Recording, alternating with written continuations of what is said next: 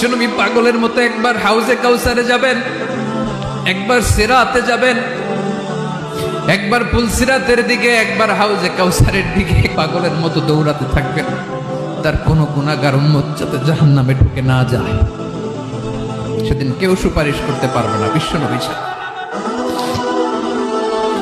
এজন্য 5 নম্বর আল্লাহ বললেন, মান যাল্লাযী ইয়াশফাউ ইনদাহু ইল্লা বিইযনিহি।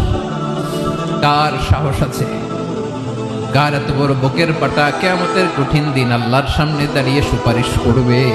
কারো ক্ষমতা নেই, কারো ক্ষমতা নাই। বিশ্বনবী সেদিন সেজদায় পড়ে উম্মতের জন্য কাঁদবেন, সবাই কাঁদবে, নফসি নফসি, আল্লাহ আমারে বাঁচাও, আল্লাহ আমারে বাঁচাও। বিশ্বনবী বলবেন, উম্মতি উম্মতি।